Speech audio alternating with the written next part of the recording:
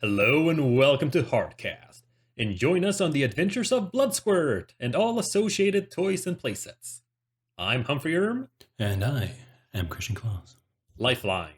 Give me Bloodshot Reborn, Volume 1, Colorado. So, Chris.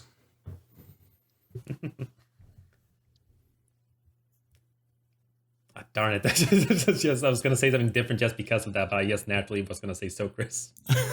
I think you've said so, Chris, at the beginning of every single episode. Yeah, I got that was the point why you said it there. And I was going to like, oh, well, I'm not going to give you that satisfaction. It's like, oh, crap, I can't know what else to say. So is it a reborn or not? How much did you struggle to not say so, Chris? Yes, it's the perfect word. All right, so you were asking if it is a reborn. I don't know. I mean, he's not reborn yet, technically, I guess. I mean... No, but as a franchise, so to speak. I mean, he was never, as I said last time we read about him, he was like gone except for like the Valiant. I don't know if this is a season 2. I mean, I don't know what... I was about to say... I don't know if this is necessarily a reborn thing. I mean, it doesn't seem like a new story. It just it's a continuation. It's like if it was a how should I say, like if it was a season 2. I mean, that's like the perfect kind of season 1 finale kind of thing where he's dead or he's now human again and now everything's going to change. And I mean, this is like pretty much a season 2. It's not like a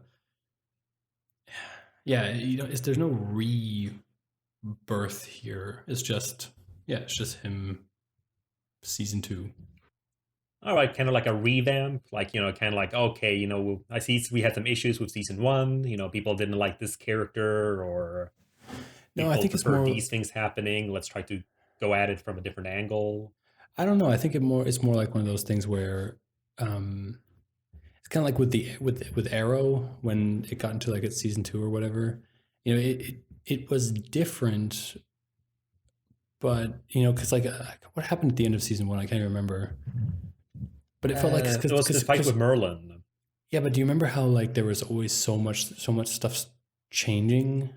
How we were always talking about this, that it constantly felt like that stuff was just changing all the time. And I don't know, I just feel like this is kind of like what this Reborn thing is here, is that there's a status quo change at the end of season 1.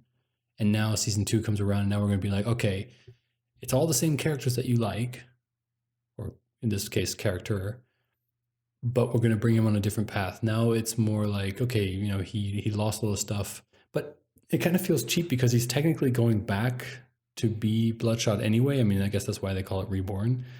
But it just feels like, it doesn't feel like a new thing. You know what I mean? It just feels like, especially because it is a literal continuation of the last time we saw him. So it feels very cheap, honestly. All right. Yeah, no, I wasn't insinuating that this was like like a reboot in the terms of again, I think revamp is the word for it. Well, even then it's still not really no, but also like for like trying to lure in the new readers, I think. I mean, the intro to this comic is very like, okay, here's the basics. Yeah, but see, that's still one of those things where I think did I mention this on a previous podcast once? The whole thing like that, that the comic should have seasons as well. Yeah, one big story that's then collected into it more than. Well, yeah, but the fact that you would constantly have like new number 1s, because you could be like, okay, this is season 2 number 1. You know what I mean? And was that the point that I was making? Well, just because I hate how there's always all these different universes and all these different kind of like how you were saying that how stories kept getting rebooted so that then you could like get new number 1s and stuff like that. And I was just thinking that why don't you just make them seasons? So you have like one season where like for like, I don't know, 12 or 13 issues, and then you start a season 2 with another number 1 where another more people can jump on, and you can kind of continue the story, or you can change it up. It doesn't matter because it's just like a season thing, I don't know. I just feel like that would be also much more clear because I think I understand that one of the reasons why I didn't get into comics as a kid or anything like that because I would have to start at like issue 200 and something, and I didn't want to do that. And I also feel like nowadays because there's so many reboots, it's also too much of a. I'm also constantly kind of thinking like, okay, well, what does this mean? Like, what do I still have to read? Does this connect with the previous, iteration or not? Or do I have to kind of check all that stuff out, or do I have to read up on it on Wikipedia? Can I read it up? Do I have to read it up on like actual comics or whatever? And I feel like if it was seasoned, because that's also something that we as that we as a generation that has been like brought up by movies and stuff like that and TV, we understand what seasons are. So I think if we would see constantly like the Buffy comics do, which apparently the Buffy comics are horrible. Yeah. I mean, maybe we're going to go. Let's jump into a little bit of Buffy comics on the side here. Like, let's do a little segment. Buffy comics. Holy shit! It's completely different from the series. Like the character is different. I mean, no, but the the actual like characters are so different. Like my girlfriend was like she's been reading all the comics now. I've been trying to like get to it, but I never can because again, apparently, if I don't have a podcast to talk about comics, I won't read comics. But she was saying that I mean, if anyone cares about spoilers for the comic, I guess skip over this. But Buffy falls in love with Xander, which just never happened in the comic. Buffy also sleeps with a woman, which is also like, okay, why? I mean, it's like it just feels very like they're just trying to, make some noise, even though it doesn't really make sense. So yeah, okay. Anyway, segment over. So I just feel like if you had seasons, because Buffy does have these seasons. So basically, the next Buffy comic is called Season 8. So that's the 8th season. So it basically is a continuation from the TV series, which I think is a great idea, if only they hadn't messed it up. But I feel like that would make much more sense if I could see here, okay, this is Bloodshot Season 1, Issue 1. And then you have your little thing, and then the whole thing happens with, because then you can even have those crossover seasons, those crossover events, because that's, I mean, no one has a problem when it happens on like The Flash and Arrow and Supergirl and stuff like that. They're just like, oh, okay, it's a crossover episode, that's okay. And then we can have our little giant little thing where it says like, okay, well, if you want to read if you want to read this crossover, you need to have read season 3 of I don't know, Eternal Warrior. You have to read season 2 of Bloodshot and all that stuff, or you don't have to because they just all it explains everything. And then you can just have these seasons and have like, now this would be Bloodshot season 2 after what had happened in the little crossover event. And I think that would be just so much more understandable for people. And jumping on points, I think if you just put number 1 everywhere, it's fine. And also people would know how much they need to go, need to read up on. Like if there's like, oh, this is season 12, episode 1, that's okay. And then you can cancel that series. You can keep the characters and then put it into a different series. You can just be like, okay, we're going to revamp this now after 12 seasons. Because now we have enough kind of stories with this kind of character. Now we're going to kind of change him up, like actually change him up, not like this, change him up like with this guy here. All right, I've been talking for 10 minutes now. Your turn.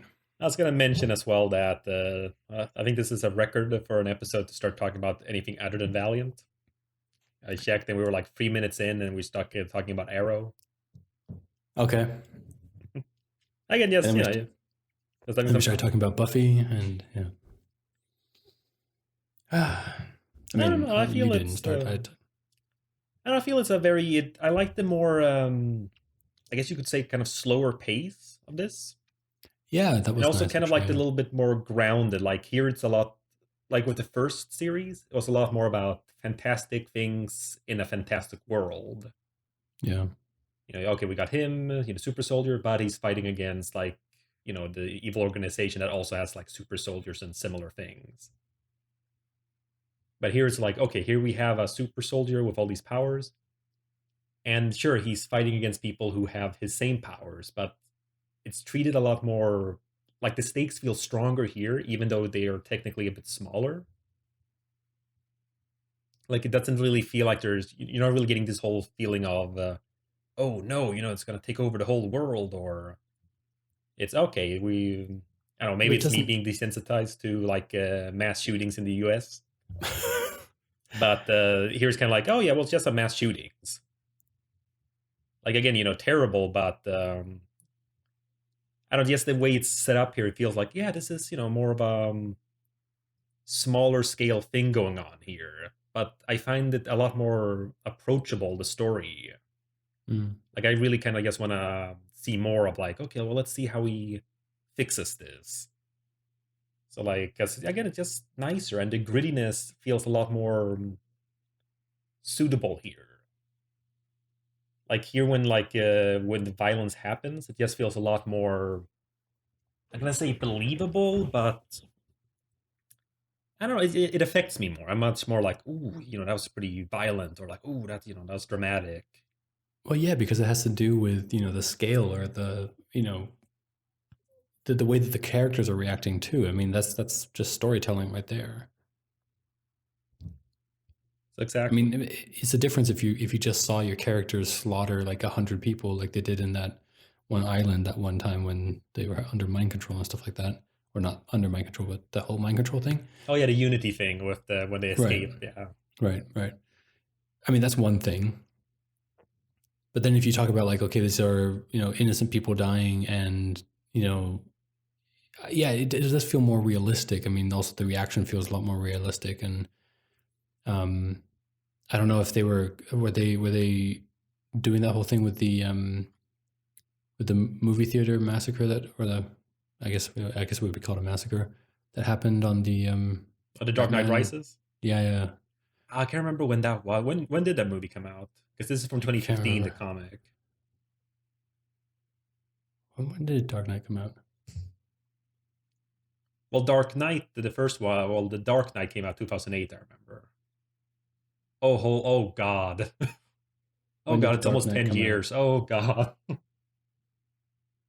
Oh.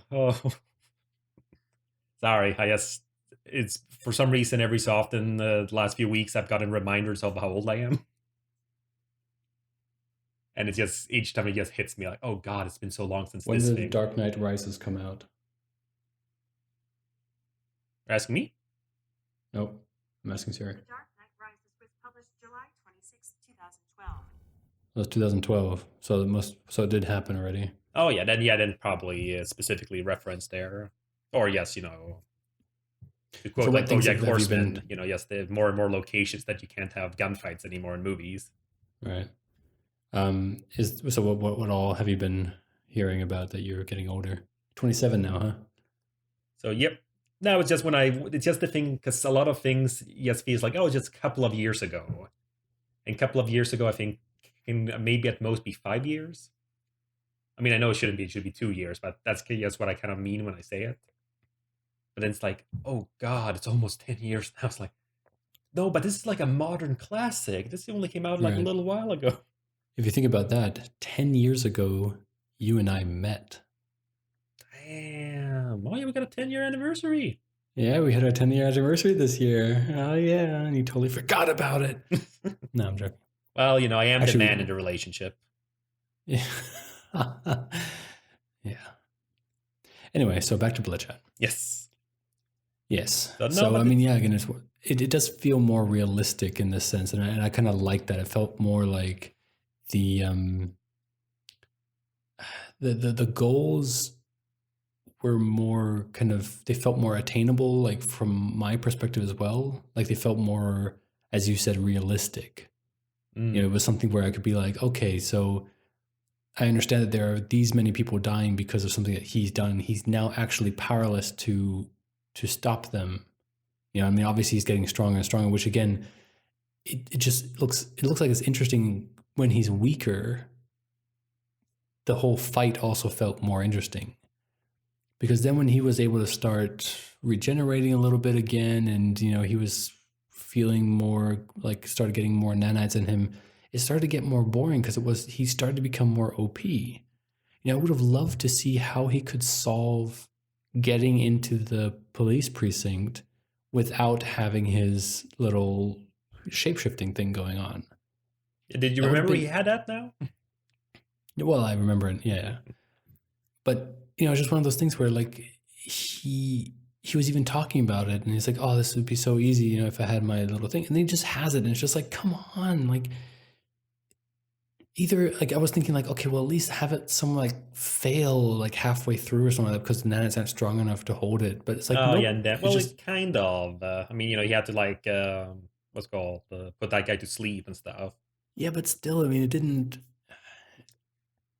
I just wanted to see a little bit more struggle on his side, being more human. I feel like it would have been better if he had like none of his abilities until he got all of them, like all of the nanites together again. Because it just feels so much more interesting because he has now this normal weakness that we also have. And again, he is an amazing soldier. That's the whole thing. I mean, it's just like with Batman, you take away his suit, he's still a ninja, Yeah, no, of course. And it's always, I mean, that's the whole thing. And I think that's one of the issues, for example, with characters like Superman. It's exactly. kind of tricky. I mean, it can be entertaining seeing him accomplish things, yes, for the spectacle of it. But you don't have this same kind of like, ooh, let's see him like beat up this guy who's, well, either you have someone who is stronger than him, which just gets ridiculous, or he's fighting against someone who he can beat anyways, and it's usually just what's the word? The contrived reasons why he doesn't just beat him immediately. Right. And I agree, like I mean, this is a lot more engaging when you, especially as longtime readers, we know all the powers of Bloodshot. So the idea of someone who knows like what he's about to like confront and still doing it, there's a lot more bravery involved, and just much more like engaging and interesting. I was actually thinking while reading through this, like it's a perfect game setup in terms of like leveling up for every like boss encounter. Oh god. No, I'm not saying specifically making a game of this scenario, but the setup of the nanites, like getting him out there and then basically picking like a skill tree, I guess. Yeah.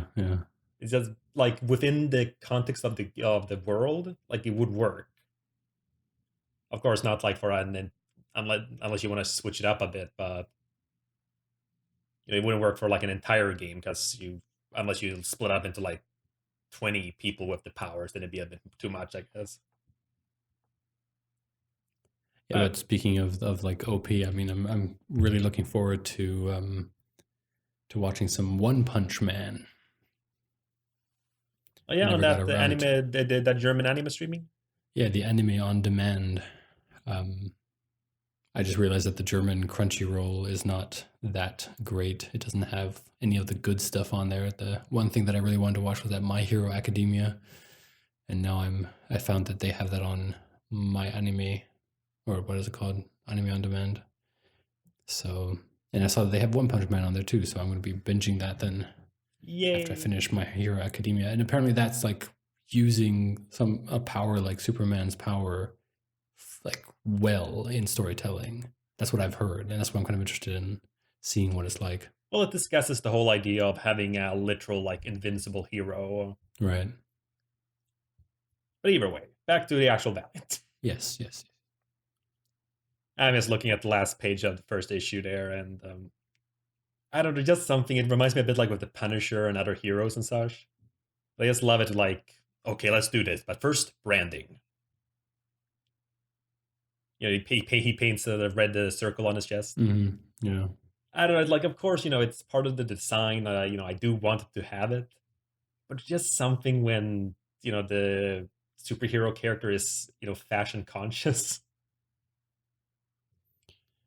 Yeah, I don't know. I mean, it's kind of like the same thing, like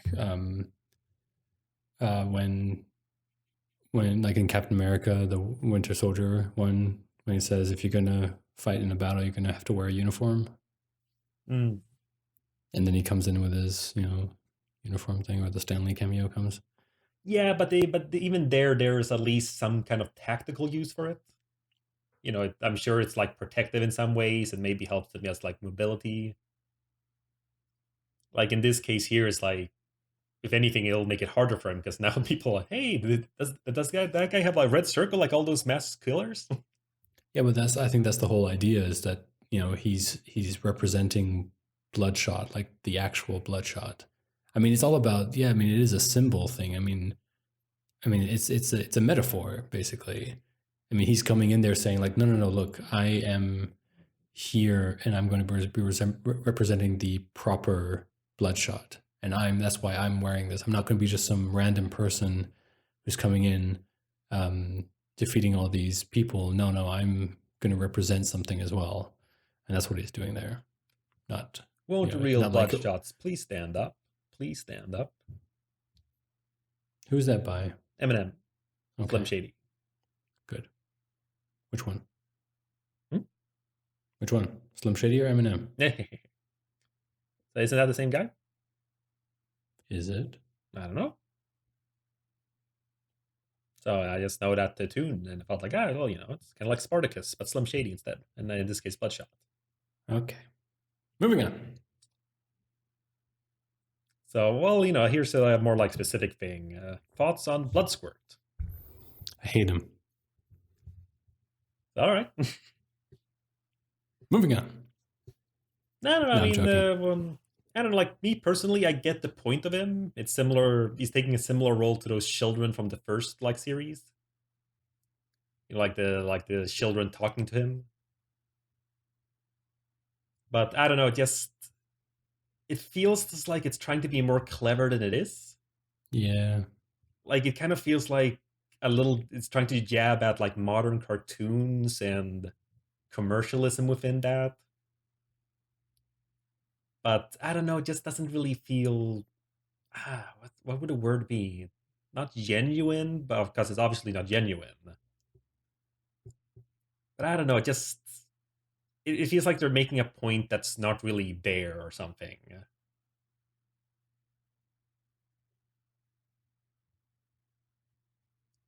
So is that similar how you feel, or? I don't know. I don't really think I paid too much attention to him. I just kind of, I don't know. It's just kind of annoying because he's like Scrappy Doo. No one likes him. I never minded him when I was a kid, so I never understood why in the movie they made him the bad guy. Oh yeah, that happened. I mean, I know that's the whole thing. I mean, it's like on TV tropes, it's its own like trope, the Scrappy. Yeah, it's the shitty little brat that then joins the team to kind of pull in the young audience. Be like, look, there's someone like you on the team now too. Yeah, but I definitely hope they're not trying to lure in kids to reading Bloodshot with this. Well, no, but that's what he was supposed to, be like. He was supposed to be the kid-friendly Bloodshot or whatever. Well, not kid, yeah. You know what I mean? I mean, again, I've only ever seen one series where that worked well, and that was Buffy. But apparently, no one else likes that either. So when Dawn came into the mix, yeah, but I mean, I gotta say, and I don't know if we're pulling this a little bit ahead of schedule or anything like that, but I really like the way that they had it in the last issue, where it was basically Batman and Spider-Man, Batman and Robin. So in terms of both of them hanging out? Well, the design was also very Batman and Robin. I mean, I thought, like when I was looking at the last issue, I felt like, it looked like Bloodshot was Bruce Wayne. True. The design, not that Bruce Wayne has a super specific design, but no, he doesn't. But yeah, no, especially the art style, which was holy crap, just amazing. I love that art style in the last issue. Oh, you preferred it over the first ones? Oh, definitely, yes. Oh, so wow, because I was going to bring that up. Do you mind if we bring this up now then, or? Yeah, let's talk about it now, yeah. Yeah, because my main question was actually, was it a bit of a whiplash, like a sort of a mood whiplash with having 4 hyper render like issues, Mm. and then suddenly a bit more of a, I wouldn't call it like stylized. Stylized. It's not Oh, it stylized, is. I'd say. The proportions are too like accurate, I think, to call stylized. Mm. It's Well, just more flatly it has this colored, I feeling of think. this. It has this film noir kind of feel to it, as like a film noir comic. You know what I mean? Mm. And I would say that it is very stylized. It's pop Mm. art. That's what it is. Pop art. Yeah, well, I guess it's also kind of a mix of styles, because what's called, because once you get like into Bloodshot's kind of fantasy, no, Mm. Bloodspurt's fantasy kind of stuff, Yeah. it all gets a lot more like dreamlike. Yeah. I mean, how did you not get the whole Batman and Robin thing? Because they literally have the Bat Yeah, yeah, dog no, in but I there. thought I was thinking the way you were saying it, I was seeing it a lot more like specifically that. But yeah, you're right with the whole like the blood bank and all the blood stuff. And the dog. I mean, Mm. literally, that's Though I gotta is right say, there. the theme of it works pretty well. I mean, there's Yeah. such a thing as a bloodhound, right? Yeah. Sure. So I don't know, the whole like blood theme. If you wanted to go that route with Bloodshot, at least you have actual real world equivalents for everything, so it actually would work. Yeah. And I gotta say, the design of Blood Squirt is, it looks like, I guess, Tim Drake, I think. Nah, I think I'd probably go for Damian Wayne. Yeah. Well, more of it, at I least mean, his more like bloodthirstiness. yeah. Well, I mean, that's why I'm talking about more of visual design. But I mean, he does look like one of the Robins. Mm. Like it looks like he's just a Robin with some colors changed out. And yeah, I mean, Bloodshot looks pretty much like Bruce Wayne in this.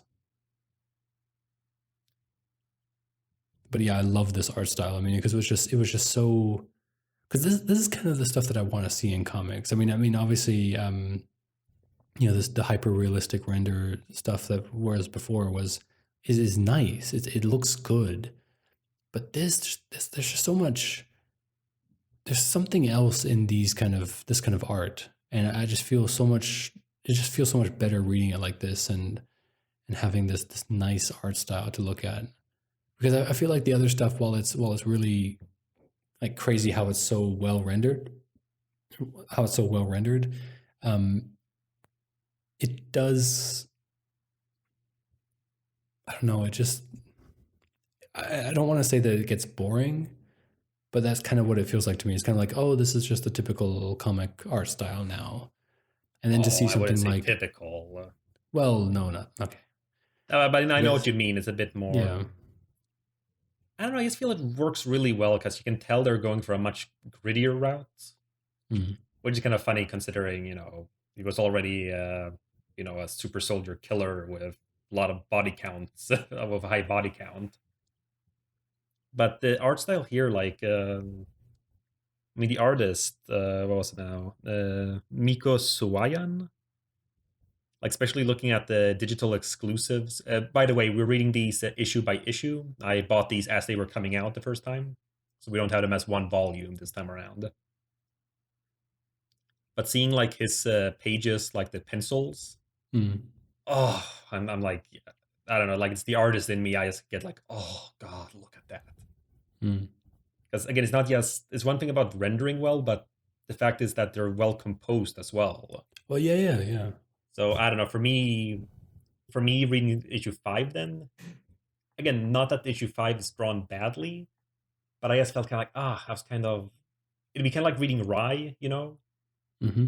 like it's so cool how such cool like painting style and so much detail and really cool looking, and then the last issue, which is in continuity, is suddenly that style, and it's like that doesn't feel quite as cool now. That was at least my feeling when I read it, because I really like the hyper renderings of Maiko Swayan or Miko Swayan, Maiso Swayan. So I'm just looking like on the what's called on the second to last page of the issue 2 of the like digital exclusives, Mm-hmm. when that Bloodshot guy like tackles our Bloodshot, that big splash page in pencils. The veins on that like fake Bloodshot in his hands as he grabs around the Bloodshot is like, oh, so well constructed, like exaggerated like muscles, but in like a believable way where you can kind of, considering the idea that these are nanites in the bloodstream, I'm imagining that's what kind of happened right there, that they kind of just momentarily pumped up his muscles for that, tackle. And it's just, I don't know, it's just so much. It's one of those images where you just kind of stare at it and just like, oh, it's so beautiful. Like, I mean, honestly, if I could have like the original of this as like, as a poster or something. No, I'm not kissing ass for Michael Swayan here, but it's just like, it's beautiful.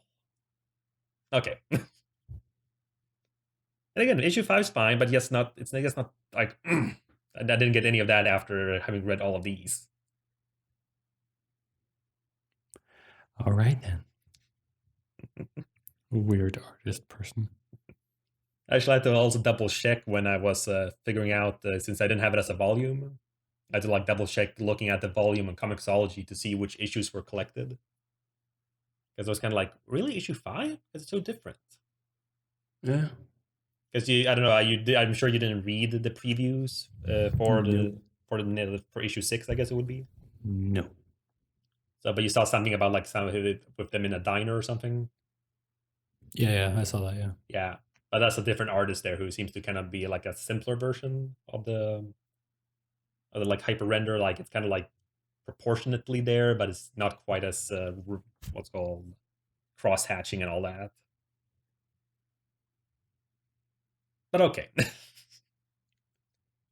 think we got like the art out of the way. Oh, actually, just to be nice. Well, not nice, but fair. Let's see. Well done by Raoul Allen with Patricia Martin for what's called the art in issue 5. Again, not bad, just not what I was in the mood for after reading the first 4 issues. But Chris liked you better, so, it's... Yeah, I loved you. And that's the only opinion that counts on this podcast. Exactly.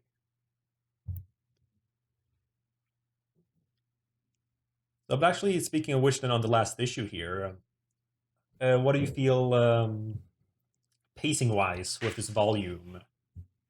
I mean, again, it's not that they have to, like, solve everything in this volume, but it feels a lot like just a big setup, in a sense.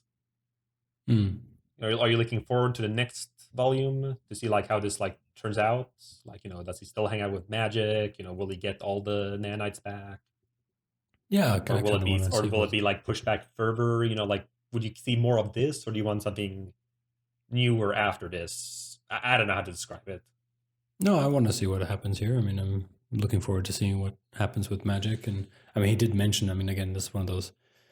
I don't know. It was kind of cringy. I think I even let out an audible groan when it happened. Like when he met her for the first time and had her in the hotel room or the motel room, and then he's just like, I don't remember if I loved her right away or if I loved her later. I was just like, fucking hell. I mean, yeah, that's exactly what it was. It's just, I mean, come on. I hate how every single, like, as soon as there's like a lady in the comic, it's immediately like, oh no, she must be fucked. And yeah, so I mean, I'm assuming that they're going to get together in some way or whatever, and yeah. Well, Bloodshot is a red-blooded American. What does that have to do with it? Well, in terms of like, of course he's going to go for the woman. He's like, he's a randy guy. Are you saying that that homosexual men cannot be red-blooded Americans? So no, they're. Are you saying that homosexual men are not patriots? No, they're pink-blooded Americans. I don't know. What it's called. I mean, I can tell you're just using that to what's going to make me look bad. Oh, buddy, you're making yourself look bad. So, no, but I agree with that stuff. It's, I mean, it's one of those things that, I guess it's still kind of like just a classic kind of like story setup. I mean, it's not like, at least it's not as bad as other like stories could be. Mm. I was actually just on CO, and I saw like a picture of from like the Secret of Nim, and I remember with this terrible sequel for that one, it also had like a very forced romance simply because, oh, there's a mouse girl here. Oh, and he's a boy. Yeah, And, like, of course, that it's just so forced at the very end. They're like, just all this shit's going on, and then just suddenly, I love you, woohoo! So at least here, there's a bit more this whole scenario in terms of like her saving him, which is immediately just a nicer setup too. Like, sure, she is, she's not like a hero kind of type, but she immediately proved herself useful, and he is kind of like in her depth. Yeah. And I feel that, yes, makes the dynamic a lot more interesting. And there's something... but it still doesn't have to be like one of those like, oh, well, we should totally have sex thing. I mean, they don't have to, just because they, he's in her debt or whatever, doesn't mean that they need to, fall in love or whatever. I mean, especially because it's just so horrible to like have this thing where he's still pining over Kay. Yeah. Yes. Yeah. Or she's still pining over Kay and like literally seeing her face everywhere. That he's then still talking about like, oh, now I'm gonna love this other girl, but just because she I came across her, and it just feels so cheap because it's just constantly the same thing of just, I don't know. I feel like this shit just kind of needs to die out. This expectation that as soon as you see some sort of hot girl, you immediately need to mount her. I'm just thinking Monster Hunter mounting. Yeah. Oh God, could you imagine just jumping on someone and then stabbing them in the back multiple times until they... Oh, well, now you had to make it sound weird. Oh God, what are you stabbing them with? No. And then everyone helps out. Oh God. I'm rushing over. Depending on which version, of course. Nah, that's terrible. I don't know. I felt it's one of those times where it's like a cliche, but I feel it's supported by the tone and specific like instance. I don't know. I still don't think that stuff should be excusable. I mean, I think our acquaintance Emmy said it best. Just because there's two hot people in the story doesn't mean they need to fuck. Oh, right. Yeah. I remember. I was kind of like, wait, who said that? And it's like, oh, right. Yeah.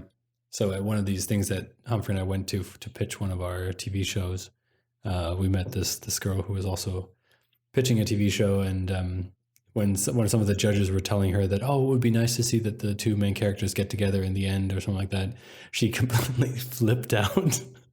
And it was just one of the best things ever. He was the only one who was like immediately, like everyone else, like us included, were very like, oh, okay, oh yeah, well, yeah, we'll even though we only got like negative stuff, but we were all like, okay, yeah, and sounds good. And then she's just like, no, fuck that, no. It's so great. But yeah, I think honestly, yeah, it is honestly inexcusable to have that in fiction nowadays. I mean, either you introduce more female characters who can then, you know what I mean, like you would have like a pick, you know what I mean? Because it just feels like, oh, there's a woman here, so she must be the love interest. And and again, if you think about it, how many of the comics that we're reading currently for Valiant have a female lead? So, well, eventually we'll get Faith. Yeah, but I'm just saying, like. And again, even though you have you just have Faith, we have another 10 others that are male driven. And then, yeah, you have like Unity or Livewire, who is her own thing, but still not her own comic and that kind of stuff. But a supporting character. Yeah, and that's what I mean is that I feel like there has to be ensemble cast, I think is the word. Yeah, ensemble cast. Yeah, but I mean, you know what I mean is like here is this typical thing that within 3 or 4 pages of knowing this girl, this magic, she's immediately put into that box of love interest. Like immediately. he didn't even have to mention it. I mean, if he wouldn't, if this literally that one line wouldn't have existed, we would not be talking about this right now. Because that's specifically nowhere, that line. It's not so much that she saved him and now he's kind of hanging on because yeah, because there's nothing there. There's no romance between them. There's no like trying anything. There's no like, him being awkward around her because he's so in love. No, there's none of that in there. No, but that's what I mean. So it's not nothing against magic or the fact that they're kind of like this would have been partners fine right if now in that sense. Yes. There would have been no problem with this. I mean, we could have just assumed that there was no relationship going to happen. But the fact that he had to mention it, like in this kind of past, I don't know if this is like the future Bloodshot talking about what happened, or if it's just that was like that noir narration kind of thing. Yeah, the dame walked in, and I knew she was trouble. Right, and so I mean, if he hadn't mentioned that, like any of this, like I fell in love with her or whatever, then I wouldn't have even been thinking about it because the rest of the conversations that they have and all the back and forth that they have just seemed completely natural. It was just, I mean, the fact that he wants to take her along, that's fine. He feels bad for her. He wants her protected or whatever, just because, she's in a shitty situation or whatever. Or maybe he just needs some human contact again. He just wants to be with someone. That's fine. And it just feels right. It feels natural. But the fact that right away, I mean, and this is also the thing, the fact that he said that he loves her or loved her or whatever immediately after he met her, that also is one of those things where I just feel like that's just cheap and there's no point in doing that.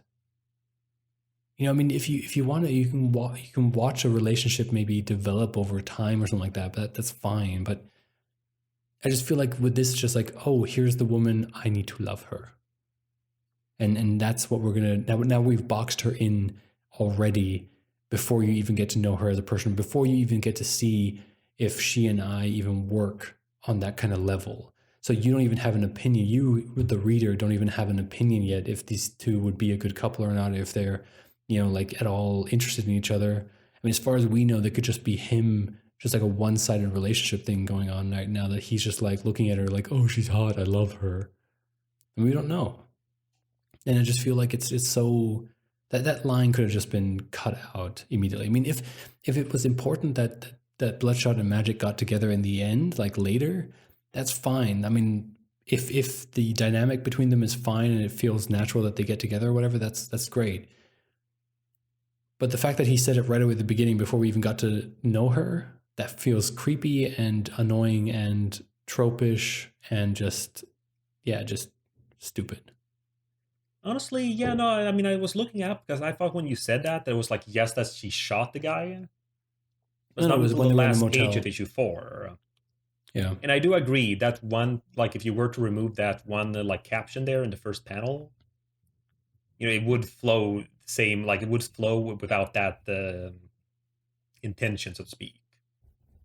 Because again, it's like, and that's how I met the girl named Magic. And then it goes into, wasn't in love with her even then? But if you skip that, you have to do it in the gruff voice. Was I in love with her then? Yeah, there you go. Christ. But then was after, there even a time I wasn't in love with her? I can't remember now. It's gone. Like so many things. Yeah. No, but exactly. So, and you just wanted to have an excuse to do that voice. I just wanted to do that voice. You're right. So, but yeah, no, exactly. But if you then read the next one, next was mostly pain and death and war. Anyway. Yeah, no, that's what I mean. But then with the next one after the like hold and love thing. So, because that's more ambiguous. This whole, if I knew then what I know now, would I have taken her with me? If I knew then what I know now, would I have taken her with me, or? Because again, I can see the whole smart thing and left her in that apartment. All right, now you can go. Yeah, no, because I agree. Because for me, like, sure, there's that whole love thing that he like brings up, but in general, it feels more of this whole. Because we all obviously can tell from this volume that Bloodshot's just confused of what to do. Like he himself kind of, I guess, kind of sees the. I don't know how to say it, like the stupidity of the whole plot in the sense of you go through this whole crossover event where you lose your nanites, Yeah. and then you immediately get in your own series again, and oh wait, you got to get them back. Right. So it kind of feels like, if anything, you could say that Caden is responsible for all those massacres. Always blaming it on the girl, man. Yep. Now, you know what I mean in the sense of, I don't know, it just feels like one could, how would I say it? Well, the thing is, I mean, he's a very reluctant hero with all this, but he has this sense of responsibility since he's just thinking, like, well, they are mine. No one else should have to bear that burden. And I kind of feel that it's more of that feeling I'm getting with his relationship with magic at this point. Besides the caption. He has like, crap, well, he has no one else, it seems like, and she herself then, I guess, is kind of codependent on people. So, like, what should I do? I can't just leave her, I guess. If I leave her right in here, she might get, like, in trouble with the police, being in this room with the dead body and all that. Right. So, for me, it feels a lot more of a... trying to think, like, of another movie or show with a similar setup. I know there must be. I can't think of one at the moment. But I just kind of feel like, yeah, it's, little partners in crime in a sense now. But not reluctant one, but... I don't know. I'm rambling. Well, I just feel like, he is lonely. And I feel like that was one of those reasons why he decided to take her along. So, you know what I mean? Is that would have been a good enough reason for him to take her along. Just like, look, he's lonely. He wants someone to talk to. She is in danger, so there is a different reason that he can give for why he rescued her or why he took her along.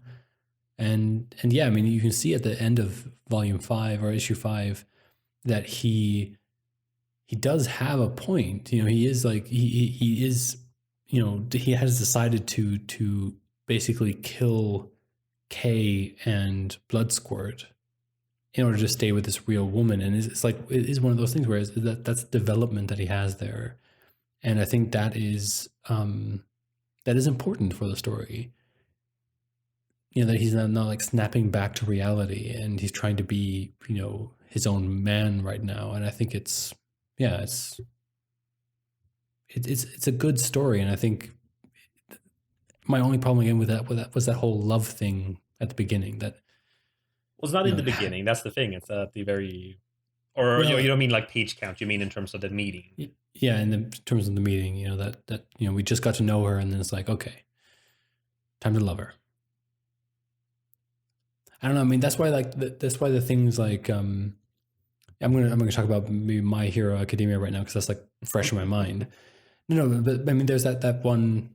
I think you even mentioned there's the anti-gravity girl and then the main character Midoriya, and it's kind of obvious that they kind of like each other, but it's never any kind of like, it's never really obvious, you know what I mean?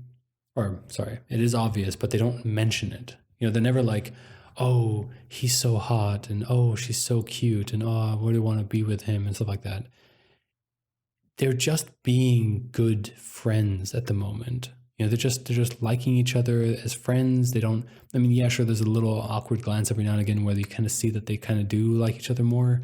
But it's one of those things where it's just like the story is happening and they're doing their own thing and they're supporting each other and they're just being like good people. And so I feel like, I mean, I would love it if they got together at the end or whatever, and that they like, because you feel like there's a relationship based already, like they already have started a relationship and something can develop out of that. But if the first episode or the first time that they meet was immediately like a big thing where it was like, oh, like he was like nudging the guy next to him, like, oh, who's that girl? She's really hot. I really want to like date her or whatever. That would have ruined everything, because then it's all like, oh, it's all about that, and this is the same feeling I get here is that as soon as he talked about like how he's in love with her, like asking if he was already in love with her back then or if he's in love with her, whatever, it's just like, oh, okay, so that's what you've kind of boiled her down to. she's basically going to be your love interest for the rest of this comic, and that's just like, I don't know. Otherwise, a very good comic, but this just it's not good. All right, but I was kind of curious. So in general as well. So in general, is this an improvement over the original series in terms of just everything, or? I can't really say. I mean, I do enjoy this kind of storytelling more, where it's more realistic like this.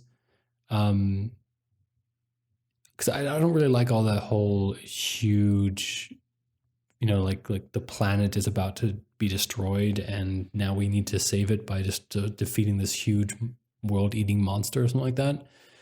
I like the more personal stories, the ones where, I mean, where an inner monologue would help, like with this one, where there's just a person going through something and they need to fight something and they need to overcome something. It might be something small, but for them, it's like the hugest thing. I mean, it's like with this. I mean, he's more overcoming like a mental state than really something physical.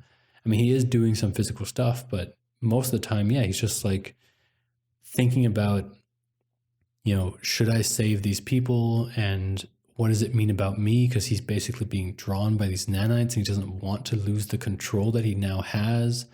But he wasn't really doing anything with his life without the nanites. And at least while he had the nanites, he was a hero. He was actually helping people at least some of the time.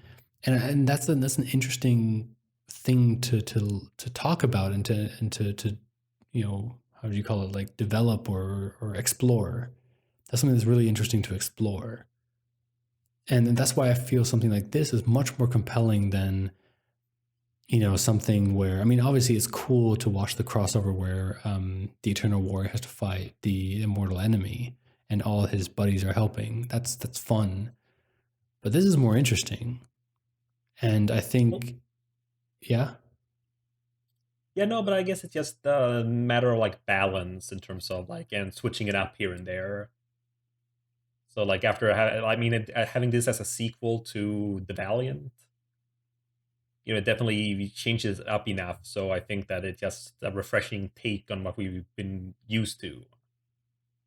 So I think that's kind of the thing, just nice to switch things up where like, okay, we had like a big planet destroying thing right now, but now this next time it's going to be something a little more down to earth.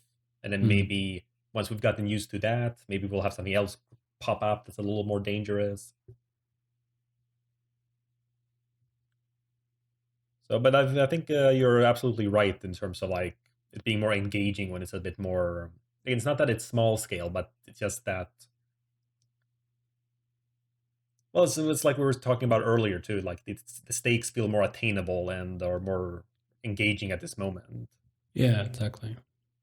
But I'm surprised, after all the discussion about like female characters and such, you never mentioned the Diane Festival. Yeah. Totally forgot about her. So what? She also has a psiot power or something, or I'm not sure. It's hard to tell because it kind of looks more like. I mean, I guess that's the whole thing. Is every kind of psychic power psiot then, or can you be sort of pseudo psychic without being a psiot in this universe? And also the whole thing with being a psiot, it's that it's hard to activate yourself. It's very rare.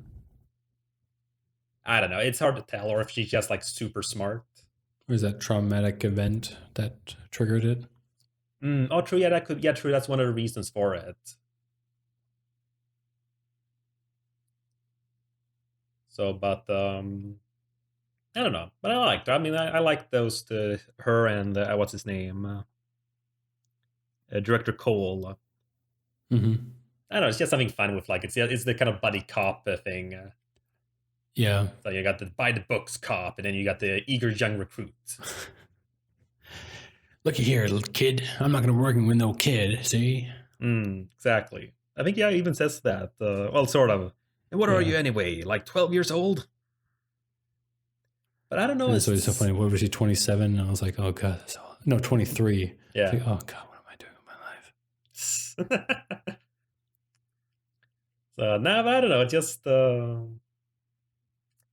I think the important thing for any like kind of story like this, well, like for any story really, but any kind of like sort of like crime, because it is technically a crime drama. This comic right now, Mm-hmm. you have like the whole police procedural thing going on with these two. Law and Order, Bloodshot. I was waiting for you to do the Law and Order dun dun. Oh, I never really watched Law and Order, so I don't know. Okay. I thought you watched that. Oh, never mind. Why would I watch Law and Order? No, Cold Case. That was the one you liked. Yes. Sorry. God damn, dude, your knowledge of me is pretty good. Like, Cold Case was something I watched like 10 years ago, 5 years ago. Damn, girl. Well, of course, we have known each other for 10 years, Chris. Anyways. No, but the thing is, again, they're not like, super original, these two. I mean, you can just see like on the expressions of their faces, especially with Cole. I mean, yeah, I'm just seeing here on in issue 2, just going, you know how many crank calls and false tips that we've been getting, special agent. You can just tell the whole like, I'm so sick of this shit. And she's just like, well, I know better than you. But I don't know. I'm just genuinely. It's kind of a weird thing because obviously you want Bloodshot to succeed and continue. Yeah. But I honestly kind of like am rooting for the cops too in that sense. Just kind of like, come on, I want to see them succeed too. They're working so hard. I hope things work out. Well, I mean, obviously, it's gonna be one of those things where it's like, where everyone, kind of wins in some way. Like the cops are gonna be there and be like pointing their guns at Bloodshot and be like, stop, we finally caught you. And then Bloodshot's like, but I have to kill him, it's my sense of justice. And then the police will be like having to make the decision of shooting him or not. And even though it's pointless if they shoot Bloodshot, but they think they have power, and then they decide not to shoot him and be like, all right, you do what you need to do.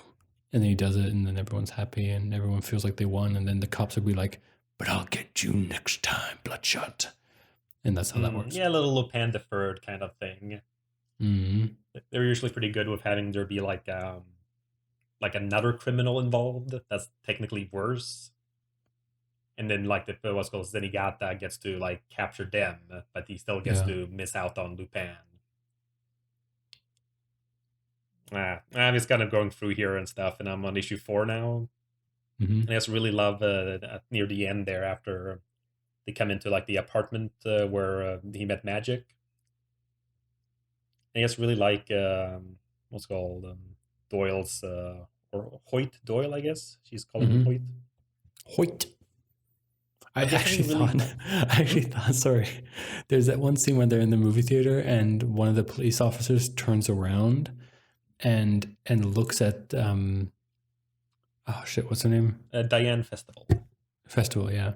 Looks at Festival before they like get to know her, and he says Hoyt, like basically saying to him, I thought it was a weird way of saying hot. Like saying HOWT, like hot. I thought he was basically making like a, so like a statement. Say like noise and stuff like that. Yeah. I thought it was like Hoyt. I didn't realize that was his name. Like you see a hot girl, you just like go to your next guy and be like Hoyt. Oh God. All right. Anyway, you were saying? Yeah, in a non-funny thing, and so I just really like the it getting to him. I don't again, and this is where I feel the hyper rendering really helps sell it. I mean, again, I love some simplistic like drawings where you can get so much mileage out of very few lines. But you can just that last panel in the corner there, just really feel all those what's called wrinkles in his face as they're all contracting into this like sobbing. It's like, that's what I mean. Like I never got any of those feelings reading the issue 5. But here I just get the emotion from these scenes, and just something nice with a character like this who I'm not sure if we ever got his age, but he's got to be like at least twice her age. Yeah. So maybe like 50 something or at least late 40s. But just kind of, he must have seen a lot of awful stuff, and just to have this minor breakdown right now. It's just like, just nice moments like this. Again, these, they're not very original characters, these two, but the way it's told, I'm like, I'm engaged and I really like them. But other than that, I think we've gone through most of the things here. Yeah. So the new characters. So yes, some of like the new stuff that's been going on. So I really like what's called the volume cover. Oh yeah, sorry, yeah, it wouldn't be the volume cover for us in that sense, but the issue 1. Yes, the what's called Bloodshot red circle, and then all the bodies collapsing out of it. Yeah. That I feel like that could have been maybe better suited for Rye. With all the bodies falling out, because like haven't all or most of the previous Ryes been cast out of New Tokyo or New Japan? Yeah, I guess so in a sense. Because I kind of felt like, when I kind of saw that in the thumbnail, I thought that was a Rye volume just because of all the people falling down. But yeah, I guess not. No, that's true. But they have their connection and stuff, which we will be learning more of later. Oh yes. But like I've said, it's kind of funny how it's the reverse in the reboot, where Rye was introduced first in the original. Mm-hmm. Bloodshot was actually a very late addition to the Valiant universe. So in the original one. His whole first appearance was just in that. All right, no, we didn't read that. It was this what's called what was it called now? Was it Rhine? No, that wasn't Rhine number 0. Was it Bloodshot number? I can't remember what it was called. It was this one special one-shot the volume, comic issue, mm-hmm. where they were what's called where basically we kind of got a whole what's kind of like the new thing they did, what's called the Book of Death that I mentioned a while back, where they basically tell you how everything ends. Yeah. It was basically like that, but in the 90s. And the whole thing was basically just sort of, besides telling you how it all ends, it also basically sets up then Bloodshot. So just one whole volume or one whole issue just to say oh, by the way, we have a new character here who's sort of related to Rai, but in the present. And we're going to explain how they're connected later. Actually, what was my point? I don't know. I'm sorry. But I think we've had our say. You don't have any other comments? Nope. Well, that was the 57th episode of Heartcast, detailing Bloodshot Reborn, Volume 1. You can discuss this episode on Reddit, tweet us, or you can follow us on Facebook. Links are in the show notes. Also, all of our episodes are available on our hosting site, Podbean. Catch us next time for our next episode, discussing Archer Armstrong, Volume 7, 1% and Other Stories. Oh, God damn, not them again. Well, again, like I said, it's just more like a collection of all these little one-shots that they had. Man, last time I read a Quantum and Woody, I wanted to stop making this podcast. No, it's not them. Archer and Armstrong. Oh, sorry. All right, that's okay then. That's just great, just